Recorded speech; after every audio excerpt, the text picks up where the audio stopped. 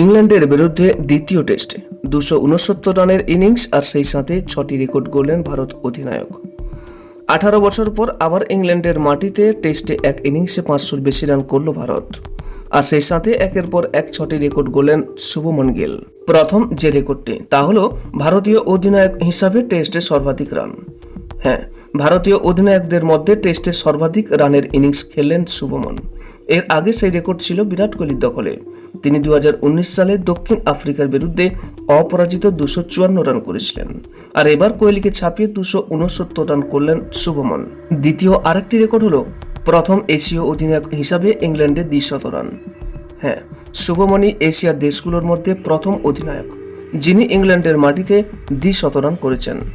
এর আগে শ্রীলঙ্কার অধিনায়ক তিলক রত্নে দিলশান ইংল্যান্ডের মাটিতে 193 রান করেছিলেন। এশীয় অধিনায়কদের মধ্যে সেটাই ছিল সর্বাধিক, তা ভাঙলেন ভারত অধিনায়ক শুভমন গিল। তৃতীয় আরেকটি রেকর্ড হলো ইংল্যান্ডের মাটিতে ভারতীয়দের মধ্যে সর্বাধিক রান। হ্যাঁ, ইংল্যান্ডের মাটিতে ভারতীয় ব্যাটারদের মধ্যে সর্বাধিক রান করলেন শুভমন। এতদিন সেই রেকর্ড ছিল সুনীল গাভাস্করের দখলে। 1979 সালে ওভালে 221 রান করেছিলেন তিনি।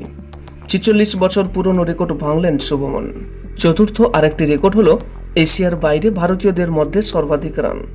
হ্যাঁ, এশিয়ার বাইরে ভারতীয় ব্যাটারদের মধ্যে সর্বাধিক রান করেছেন শুভমন। এতদিন এই রেকর্ড ছিল সচিনের দখলে। 2004 সালে অস্ট্রেলিয়ার সিডনিতে 241 রান করেছিলেন তিনি। 21 বছর পর এজবাস্টনে ভাঙল সেই রেকর্ড। পঞ্চম আরেকটি রেকর্ড হলো সর্বকনিষ্ঠ হিসাবে টেস্ট ও একদিনের ক্রিকেটে 200 রান। হ্যাঁ, শুভমন বিশ্বের পঞ্চম ক্রিকেটার যিনি টেস্ট ও একদিনের ক্রিকেটে 200 রান করেছেন। বাকিরা হলেন সচিন, বীরেন্দ্র সেহবাগ, ক্রিস গেইল ও রোহিত শর্মা। তবে সর্বকনিষ্ঠ হিসাবে এই রেকর্ড গড়েছেন শুভমন গিল। ষষ্ঠ রেকর্ডটি হলো সর্বকনিষ্ঠ ভারতীয় অধিনায়ক হিসাবে টেস্টে 200 রান। হ্যাঁ, ভারতের অধিনায়ক হিসাবে সবচেয়ে কম বয়সে 200 রানের তালিকায় দ্বিতীয় স্থানে রয়েছে শুভমন। 25 বছর বয়সে তিনি এই কীর্তি করেছেন। এই রেকর্ড রয়েছে মনসুর আলী খান পাটৌদির দখলে। 23 বছর বয়সে ইংল্যান্ডের বিরুদ্ধেই 100 রান করেছিলেন তিনি, তবে সেটা ছিল দিল্লির মাঠে, আর শুভমন করেছেন ইংল্যান্ডের মাটিতে।